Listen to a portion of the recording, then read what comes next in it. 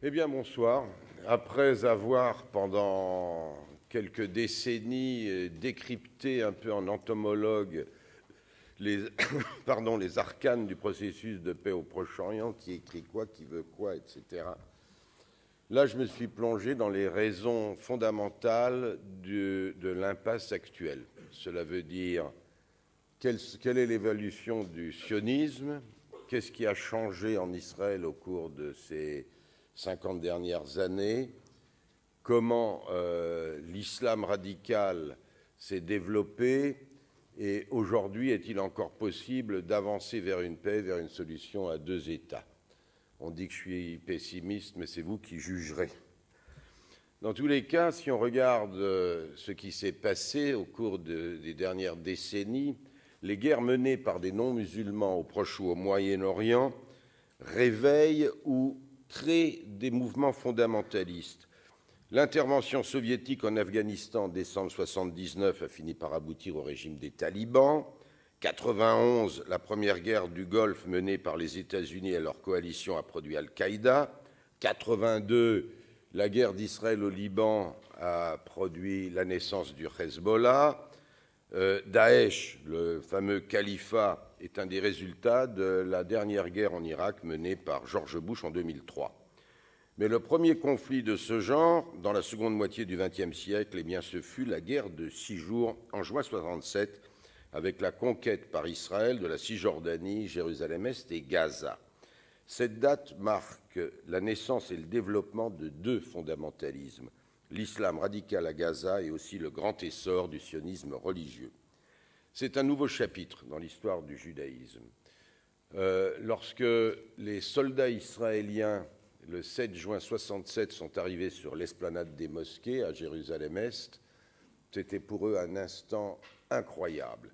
Pour la première fois depuis 2000 ans, depuis la destruction du temple par les Romains, des soldats juifs foulaient le sol de ce qui est, pour le judaïsme, le grand lieu saint. Alors, par exemple, un de ces parachutistes israéliens, Hanan Porat, m'a dit « Nous avions l'impression d'écrire un nouveau chapitre de la Torah, de la Bible. Nous nous sentions comme les soldats du roi David. » Il deviendra plus tard un des fondateurs du mouvement de colonisation. Un autre militaire, il deviendra rabbin, Israël Steiglitz, il a changé son nom en Israël Ariel, il est devenu le rabbin de l'Institut qui prépare la reconstruction du temple juif à Jérusalem. Alors lui, ce sentiment d'être sur le mont du temple, sur l'esplanade des mosquées, c'est un instant de miséricorde divine. La nature tout entière s'est livrée à nous après des millénaires de souffrance. Tout est effacé, toutes les bénédictions de la Torah sont devenues réalité. Quelques mots quand même, l'esplanade des mosquées, c'est le troisième lieu saint de l'islam, après la Mecque et Médine. C'est là que se trouve le rocher de la fondation du judaïsme. Selon la tradition juive, Abraham a voulu sacrifier Isaac à cet endroit. Faux, dit l'islam, c'était pas Isaac, c'était Ismaël, et ça s'est passé à la Mecque, sur ce rocher. Selon le Coran, c'est le voyage nocturne du prophète Mohammed qui s'est rendu là, qui a créé les prières musulmanes, et en tant qu'imam a dirigé la prière avec tous les autres prophètes de l'islam, Jésus, Abraham, etc. Donc deux visions totalement différentes, mais pour le judaïsme, c'est le mont du Temple.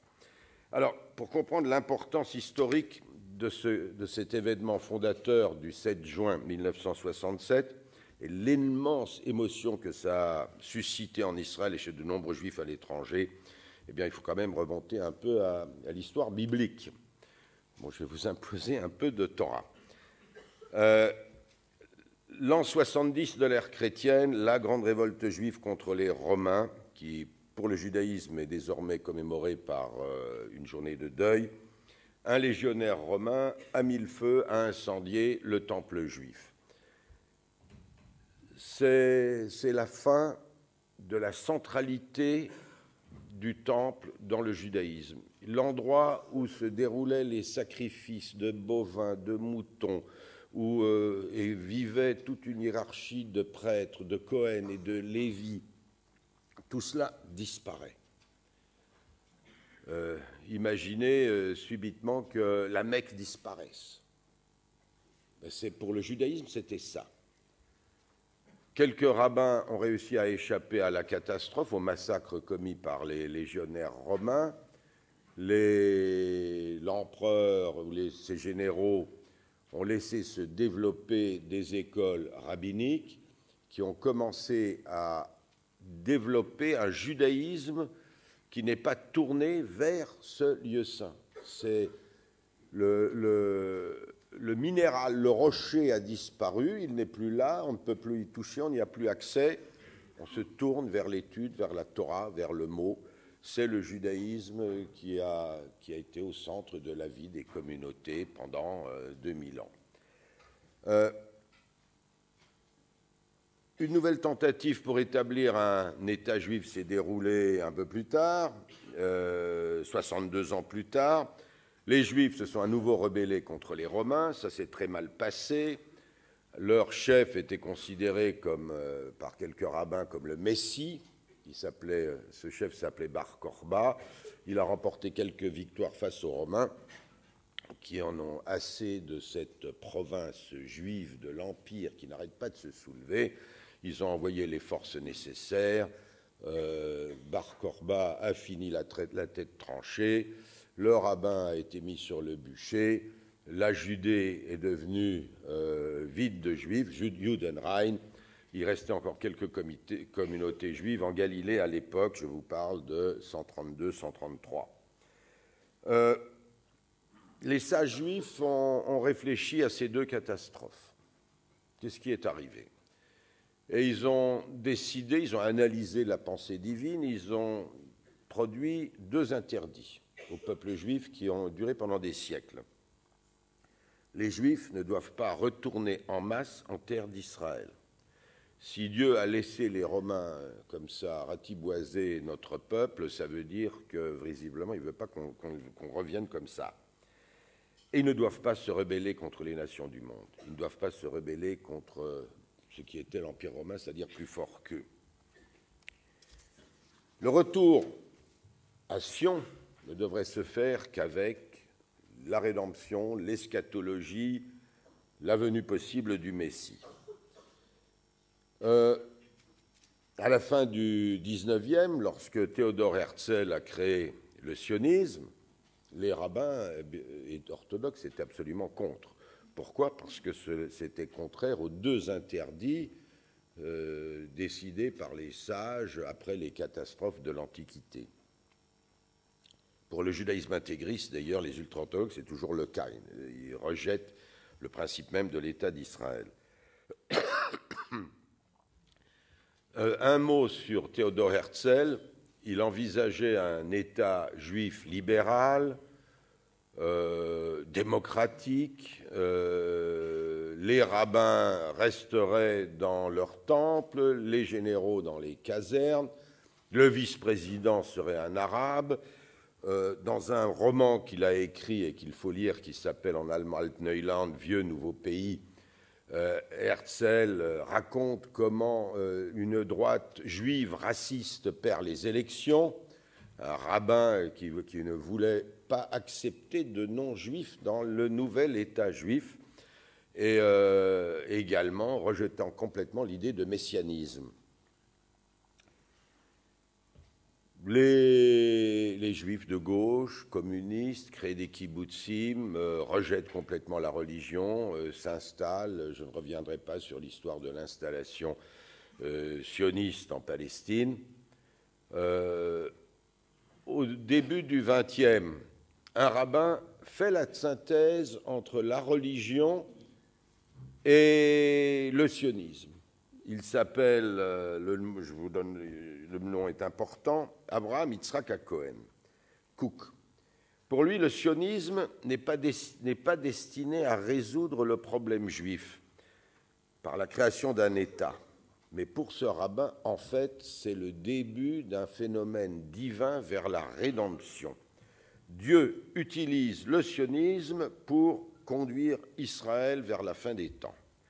En d'autres termes, les pionniers sionistes socialistes qui rejetaient la religion venus travailler la terre en Palestine, ne participaient pas à l'auto-émancipation du peuple juif comme ils le croyaient, mais obéissaient sans le savoir à la réalisation d'un commandement divin. Donc, théoriquement, pour cette synthèse entre la religion et le sionisme, le peuple d'Israël, les Juifs, finiront par accepter la loi religieuse. Ce rabbin est décédé, les Britanniques qui occupaient la Palestine l'ont nommé grand rabbin Ashkenaz de Palestine. Il est décédé dans les années 30. Son fils, le rabbin Tzvi Yehuda Cohen Cook, a repris la direction de l'école talmudique qu'il avait créée. Et il développe la théologie de son père en la politisant. En gros, pour lui, l'État d'Israël n'est pas une fin en soi, c'est un moyen utilisé par Dieu. Le Juif est irrésistiblement poussé à s'unir avec sa terre par une force aussi ancienne que l'histoire. Et c'est là seulement que Israël redeviendra ce que, dans l'esprit de ce rabbin, doit être une monarchie avec une hiérarchie de prêtres, avec un temple, etc. Pour ces sionistes religieux, qui dans les années 60 étaient très minoritaires, il y avait quelques dizaines d'étudiants dans cette école talmudique, la guerre de 6 jours, la conquête du mont du Temple, également en Cisjordanie de ce qui est, selon la Torah, les lieux de l'histoire biblique, Naplouse, la Sichem, ou le tombeau de Joseph, le tombe de Rachel, le caveau des patriarches à Hébron, et bien entendu l'esplanade des mosquées, mont du Temple à Jérusalem. Tout cela, ça veut dire qu'il y a le retour que Dieu a décidé. Alors, et les Palestiniens? Écoutez, pour les sionistes religieux, il y a différentes opinions. Un de leurs principaux rabbins, Shlomo Aviner, définissait ainsi les Palestiniens. Tous ceux qui se sont installés ici savaient parfaitement qu'ils vivaient sur une terre appartenant au peuple d'Israël. Donc, le groupe ethnique qui s'est installé à cet endroit n'a aucun droit de propriété sur la terre. Pour les sionistes religieux, les territoires sont inaliénables, ne sont pas négociables, non pas pour des raisons de sécurité comme parfois on nous le sort, mais parce que Dieu les aurait promis à Abraham 4 millénaires plus tôt. Tout retrait, toute concession territoriale signifierait renoncer à la rédemption. Un an après la guerre de 6 jours, 68, Pessah, la Pâque juive, un groupe de militants s'installe dans un hôtel palestinien à Hébron, officiellement pour passer le Seder, passer la fête, mais en fait pour y rester. Le gouvernement travailliste finit par céder, et c'est la première construction d'une colonie importante en Cisjordanie occupée, c'est Kiryat Arba, aujourd'hui habité aujourd'hui par des milliers d'Israéliens. Le gouverneur militaire de l'époque, Shlomo Gazit, s'y opposait complètement. Il n'était pas là, il était dans le deuil de son père. Moshe Dayan était contre, le ministre de la Défense. Moshe Dayan était hospitalisé, il a eu un accident faisant des fouilles archéologiques illégales. Et il n'y avait personne pour décider d'évacuer les colons. Ils ont décidé donc de ne pas les laisser à l'intérieur d'Hébron à l'époque, mais de créer ce nouveau quartier juif de Hébron. Le mouvement sioniste religieux prend de l'ampleur, s'organise politiquement, crée une organisation qui s'appelle Gush Emunim en hébreu, le bloc de la foi, et il lance une offensive en règle contre le gouvernement travailliste dirigé à l'époque par Yitzhak Rabin. Manifestation violente contre les accords de désengagement et de cessez-le-feu, c'est après la guerre d'octobre 73. Gush Emunim manifeste violemment contre les accords avec l'Égypte, avec la Syrie, et crée des implantations illégales vite évacuées. Le sionisme religieux bénéficie du soutien de la droite nationaliste israélienne, le Likoud de Menachem Begin. Après la guerre de juin 67, Begin avait fait adopter par son parti une motion dont je vais vous lire un extrait. Le Likoud n'est pas religieux. nationaliste, mais pas religieux.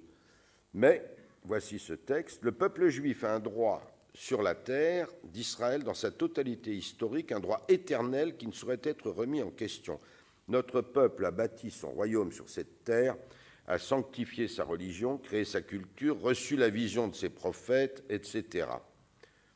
Ce n'est pas du messianisme, mais en définissant le droit historique des Juifs sur la terre d'Israël à partir de la Torah et à partir de l'intégrité de ce territoire comme une valeur absolue, eh bien Begin a rejoint, Begin et son mouvement, son parti, et je pense qu'aujourd'hui, dans l'esprit de la majorité des militants du comité central du Likoud, c'est le cas, Begin rejoint le sionisme religieux par le biais de ce qui ressemble à une véritable théologie politique, une sorte de culte laïque de la terre. Begin est élu Premier ministre en 1977, Gush Emonim fait la fête, mais problème, Begin ne veut pas se lancer tout de suite dans la colonisation de masse parce qu'Anwar el-Sadat a décidé de mettre un terme à 30 décennies de guerre avec Israël. C'est le voyage historique d'Anwar el-Sadat à Jérusalem. Un accord est conclu, l'accord de Camp David, ensuite un traité de paix, 78, 79, et pour les sionistes religieux, c'est la cata. Il va falloir restituer le Sinaï à l'Égypte et détruire toutes les colonies construites par Israël dans le Sinaï. L'extrême droite, les nationalistes, les sionistes religieux se mobilisent pour se battre contre l'évacuation notamment de la ville de Yamit, qui se trouve aujourd'hui au sud de ce qui est en territoire égyptien, au sud de la bande de Gaza.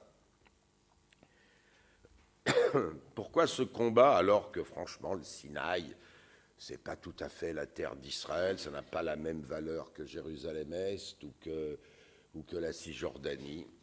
Eh bien, un des fondateurs de Gush Emonim, Uri Elitzour, m'a dit « La paix, c'est très important, mais ce n'est pas la chose la plus importante. Pour la paix, on ne renonce pas à ce qui est le plus important. Il faut se battre pour tout lieu où des Juifs se sont installés en terre d'Israël. » Bon, rien n'y fait, Yamit est évacué, l'Égypte, le principal pays arabe qui pouvait confronter Israël, est complètement neutralisé. Yasser Arafat et l'OLP commettent l'erreur de ne pas rejoindre l'initiative de paix d'Anwar el-Sadat. À l'époque, il y avait à peine 20 000 colons en Cisjordanie. Pour Begin et les sionistes religieux, c'est tout bon. La colonisation démarre. En 77, 20 000 colons, 70 000 en 87. C'est la gauche, le Parti travailliste. Le Parti travailliste était dans l'opposition jusqu'en 84, puis a participé au pouvoir dans le cadre d'un accord de rotation avec le Likoud, dirigé par le Premier ministre Yitzhak Shamir. Shimon Peres, ministre des Affaires étrangères de 86 à 89, va tenter de trouver une solution par des négociations avec la Jordanie. Ça n'a pas marché.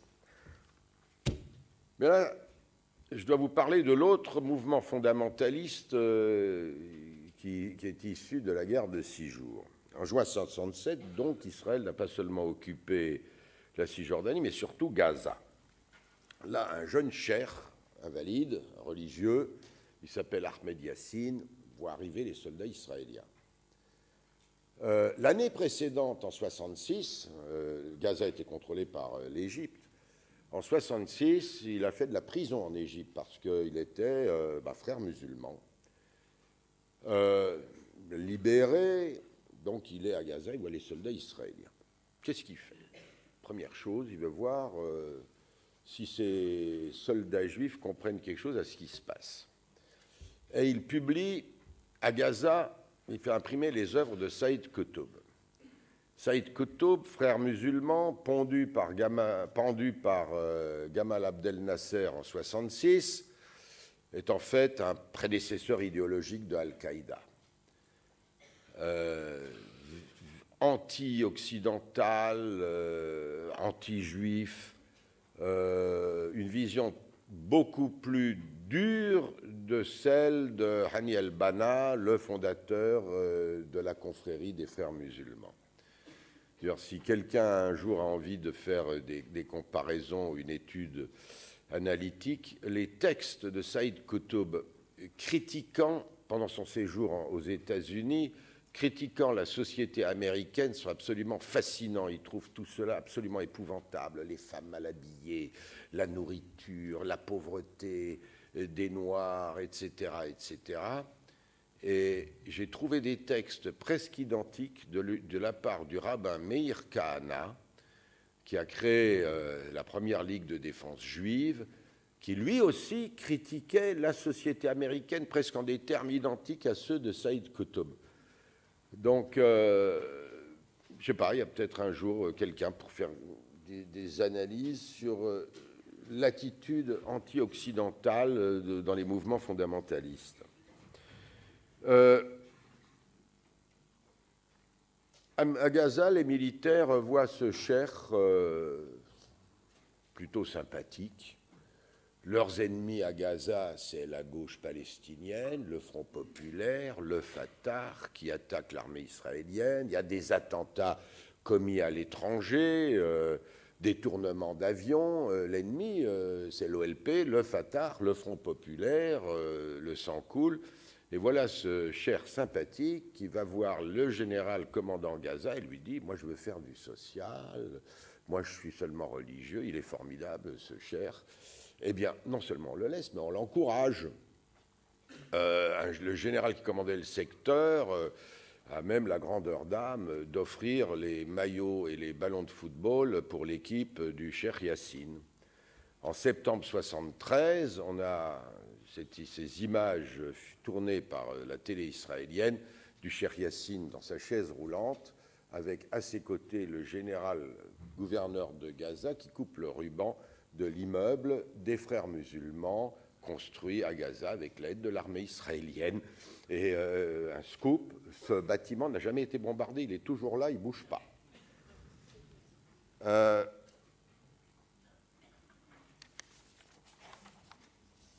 C'est en 88, quelques mois après la première intifada, que les militaires israéliens ont une drôle de surprise. En fait, ce cher très sympa et son organisation, en fait, c'est le Hamas qui voit le jour, qui lance le djihad contre Israël, qui crée un groupe armé. L'histoire, je l'ai racontée dans un bouquin, le mea culpa des militaires israéliens, comment on a fait, pourquoi on a laissé se développer ça, ça arrivera beaucoup, beaucoup plus tard. Après, les Israéliens feront un autre jeu avec le Hamas, mais c'est une autre histoire. Septembre 93, tout change. Yitzhak Rabin signe les fameux accords d'Oslo avec Yasser Arafat. Arafat, chef de l'OLP, revendique un État palestinien dans les territoires occupés par Israël, Cisjordanie, Gaza, Jérusalem-Est, les Saintes Mosquées, le mont du Temple. Et pour l'heure, Rabin et Arafat ne signent que l'autonomie. Pas l'autonomie uniquement des personnes, comme Begin le voulait à l'époque, mais cette fois, il est question d'autonomie du territoire, ce qui change tout. Begin, la droite nationaliste, était prête, et à mon avis elle l'est encore d'ailleurs, à accorder que l'autonomie des personnes, c'est-à-dire que l'autonomie s'arrête à la semelle des chaussures. Mais ces accords pour la droite nationaliste et les sionistes religieux, pour les colons, c'est l'horreur, c'est la catastrophe. Rabin commence d'ailleurs par geler la colonisation dans certains secteurs de Cisjordanie. Les colons, la droite, sont persuadés que ça y est, il va y avoir l'État palestinien. On entend des slogans Rabin-Pétain, Pérez-Laval. À la tête des manifestants pour la droite, on trouve le nouveau chef du Likoud qui a succédé à Begin et Shamir, un certain Benyamin Netanyahou. Lui qualifie aussi Shimon Peres de Chamberlain. Donc tout cela veut dire que dans la communication israélienne, Arafat, c'est Hitler.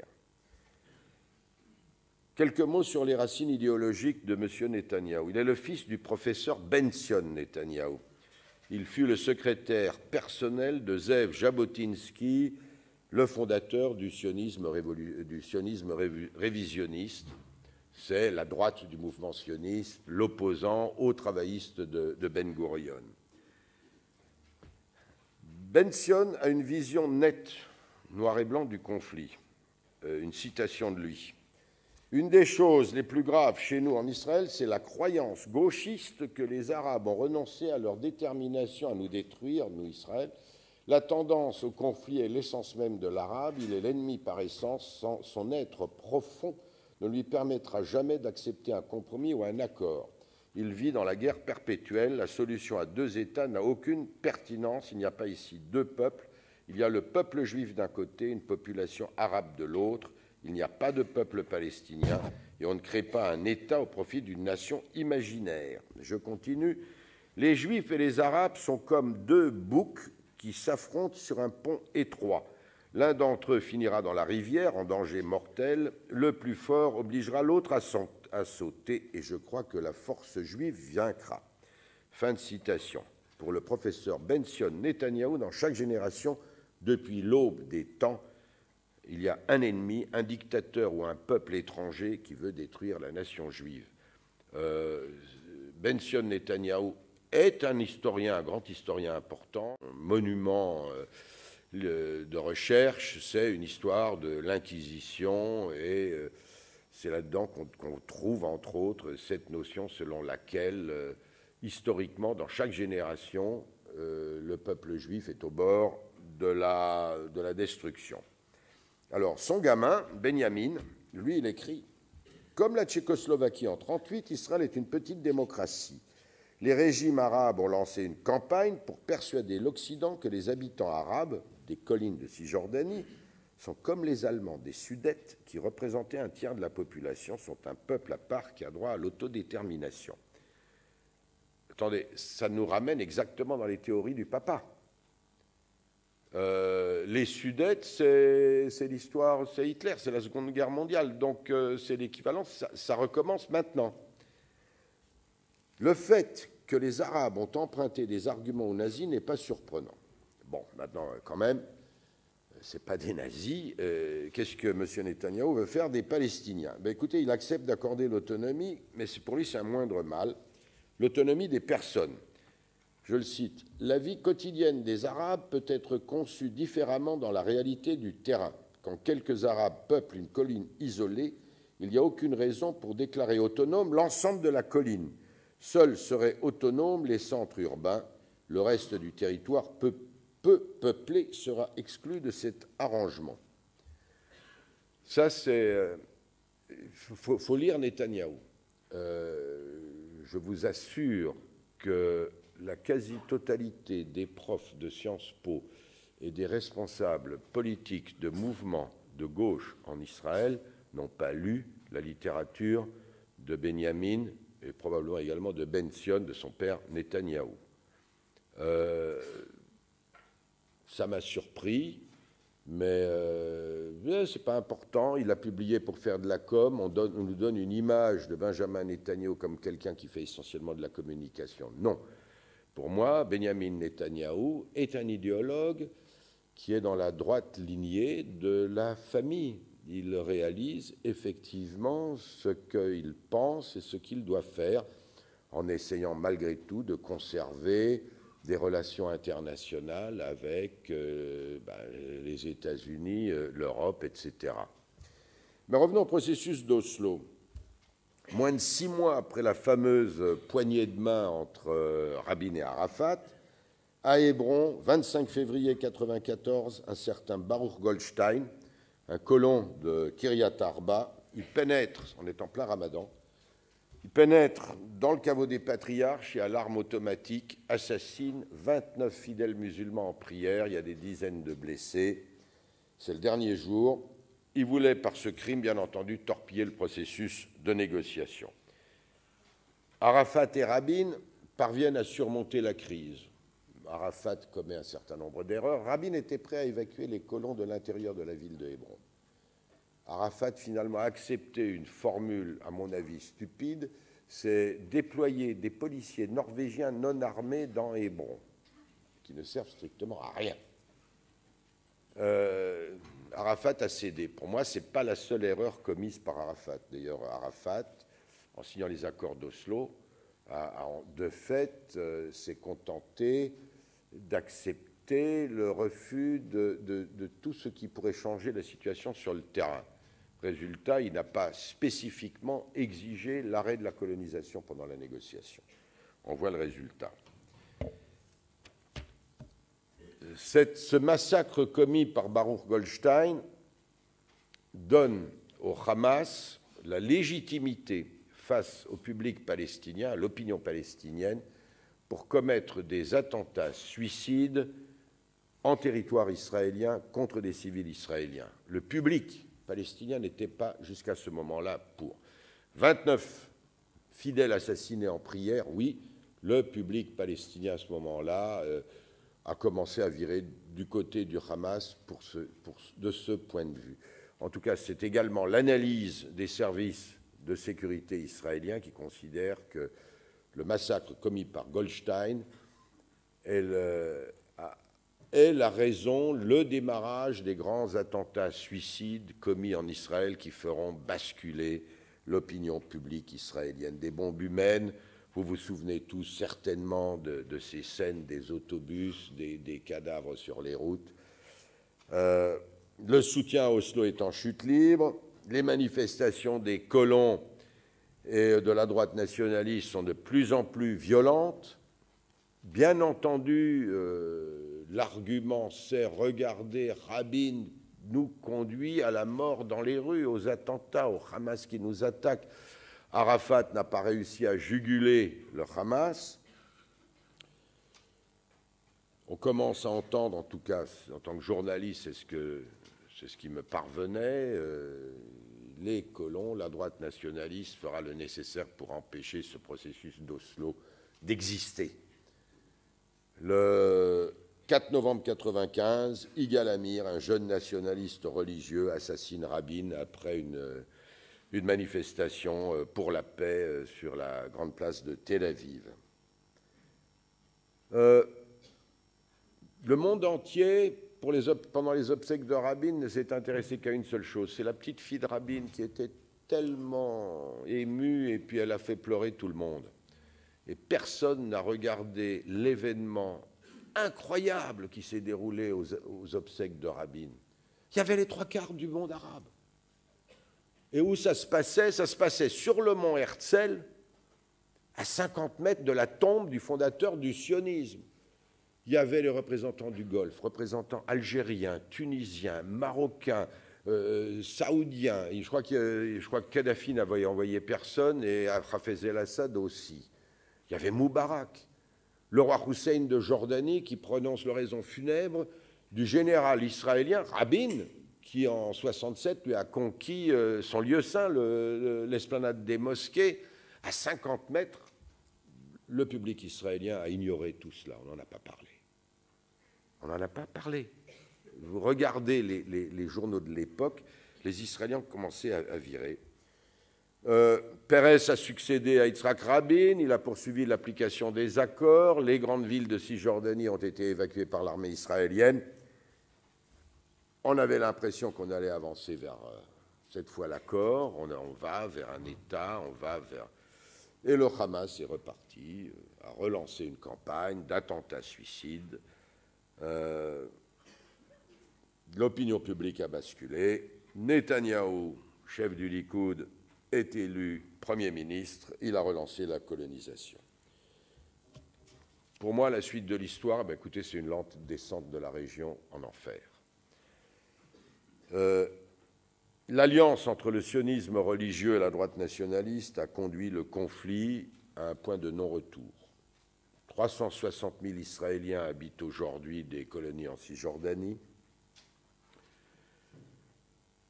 La création d'un État palestinien paraît quasiment impossible. Alors il est question d'échange de territoire. Les ingénieurs, les technocrates de la paix proposent de faire bouger des colonies, les mettre près de la ligne, près de la frontière. Et comme ça, il en resterait un peu moins au centre de la Cisjordanie. Voilà, ok, maintenant, quid de Jérusalem-Est? Jérusalem-Est, l'autorité palestinienne, l'OLP, ont de fait renoncé aux grandes colonies urbaines et ont proposé depuis les accords, depuis le sommet de Camp David en juillet 2000, quartier à majorité israélienne, souveraineté israélienne, quartier à majorité arabe, musulmane ou chrétienne, souveraineté palestinienne. Seulement voilà, on a aujourd'hui quand même des milliers d'Israéliens qui s'installent, qui sont installés dans les quartiers musulmans ou dans les quartiers chrétiens de Jérusalem-Est. Et puis reste l'esplanade des mosquées, mont du Temple. Depuis 7-8 ans, un véritable phénomène se déroule. Les rabbins nationalistes ont d'abord issu une décision religieuse annonçant qu'il est permis à un juif religieux de monter sur le mont du Temple, sur l'esplanade. Le grand rabbinat d'Israël, qui est plus orthodoxe, l'interdit toujours, pour une raison très simple, c'est que lorsqu'il y avait le Temple, il y a 2000 ans, seul le grand prêtre avait le droit de rentrer dans le Saint des Saints. Or, ne connaissant pas sur l'esplanade l'endroit où se trouvait le Saint des Saints, vaut mieux interdire à tout le monde d'y monter. Mais des rabbins nationalistes ont fait des calculs, tracé des trucs, voilà, on peut monter. Et on a maintenant, du dimanche au jeudi, pendant tous les jours pratiquement, des groupes de religieux, juifs, avec leurs rabbins, qui vont visiter l'esplanade. La police leur interdit de prier. C'est quand même le 3e lieu saint de l'islam. Dès qu'il y en a un qui prie à voix haute, il est expulsé par la police. Je ne pense pas qu'un gouvernement israélien prendra le risque d'autoriser la prière juive sur l'esplanade des mosquées, d'abord parce que ce serait immédiatement la rupture du traité de paix avec la Jordanie et une véritable crise régionale. C'est le roi de Jordanie qui est le gardien de ce lieu saint. Le Waqf, l'administration des biens musulmans des mosquées, quand on va dans leur bureau, il n'y a pas le portrait d'Arafat ou de Mahmoud Abbas, il y a un portrait du roi Abdallah à Jérusalem, ce qui est parfois assez rigolo. Il y a une poussée fondamentaliste vers ça. Un institut du Temple a vu le jour. Tous les ustensiles du culte ont été reconstitués selon la Torah. Maintenant, il s'agit de les reproduire parce que, me dit-on, tu comprends, Charles, quand on aura de nouveau les sacrifices là-bas, les prêtres se saliront énormément, il faut qu'ils puissent changer d'uniforme 10 fois par jour. Or, ce sont des uniformes bien spécifiques selon la Torah. Donc, les fondamentalistes sont là-dedans. Dans mon film, j'ai fait un film sur ces thèmes, j'ai l'architecte du 3e temple, c'est le rêve. Et bien entendu, cela fait considérablement monter la tension chez les musulmans qui ont l'impression que voilà, il va se passer quelque chose. Un des anciens analystes du Shin Bet considère que le mont du Temple, l'esplanade des mosquées, c'est le trou noir du conflit au Proche-Orient.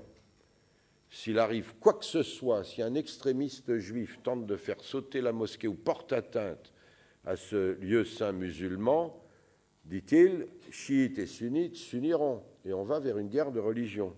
D'ailleurs, pour moi, le conflit est de plus en plus religieux. Mais ce n'est pas tout. Le sionisme religieux, ce mouvement fondamentaliste, est sorti de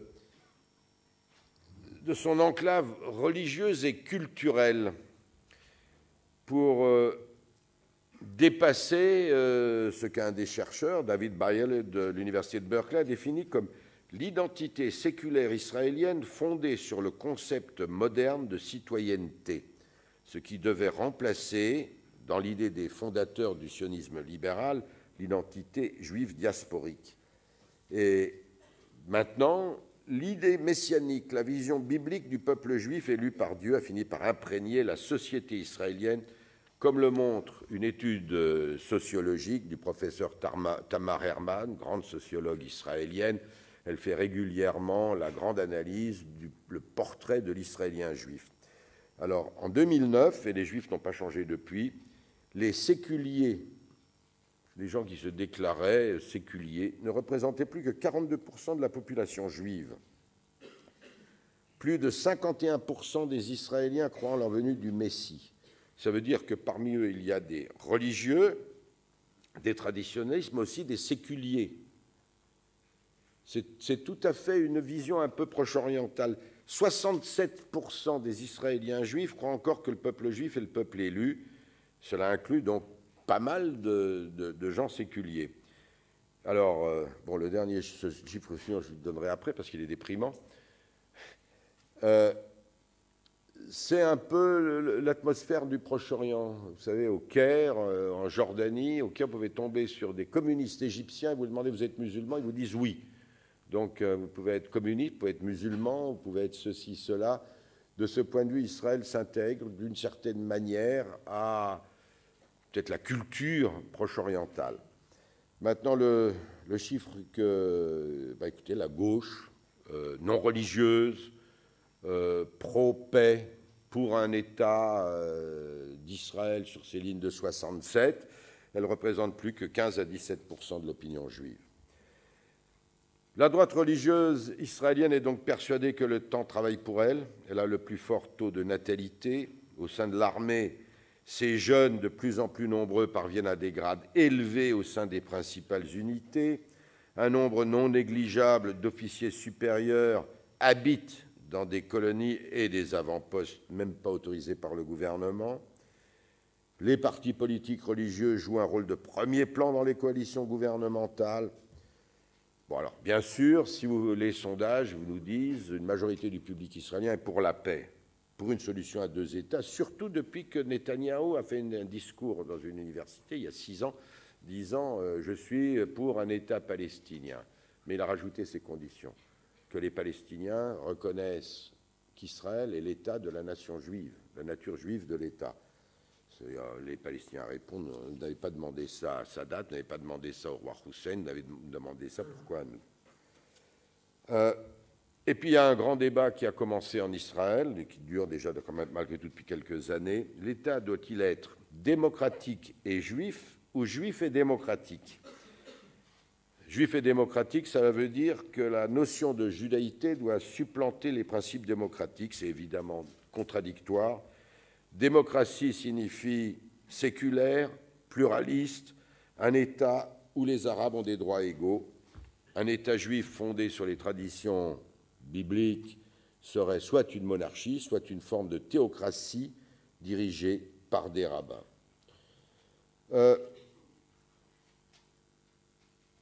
Déjà, des rabbins nationalistes ont mis sur pied une forme de Sanhédrin. Il s'agit de diriger le pays. À la limite, ça devient presque amusant. En tout cas, ces phénomènes représentent un tournant fondamental dans l'histoire du judaïsme. Comme je vous l'ai dit, après la destruction du Temple, la pensée juive s'était engagée dans un univers religieux où la présence physique de la divinité du Temple n'était plus indispensable. C'était une forme de sécularisation intellectuelle, issue notamment de la philosophie grecque, et fondée sur une dichotomie entre l'esprit et la matière, entre l'abstrait et le réel. Le judaïsme, c'était un judaïsme de l'abstrait. On revient vers une forme de judaïsme du concret, de la pierre.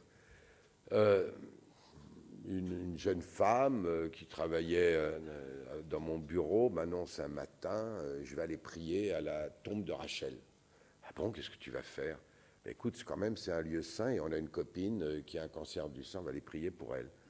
Ce judaïsme-là, tout à coup, c'est quelque chose de différent par rapport au judaïsme de l'étude. Et pour en revenir également au Hamas, il faut bien dire que le Hamas et les sionistes religieux sont en miroir, se satisfont mutuellement. Autant pour le Hamas, l'existence d'un État juif en terre d'islam est inacceptable, autant pour les sionistes religieux, une Palestine indépendante en terre d'Israël est inacceptable. Donc, finalement, les attentats et la droite nationaliste israélienne, les attentats suicides, eh bien ça a réussi. 360 000 colons, je répète, il n'y aura pas. Où va le conflit? Je suis assez pessimiste. Je n'ai pas l'impression qu'un accord se pointe à l'horizon, en tout cas pas dans les conditions actuelles. Voilà. Merci.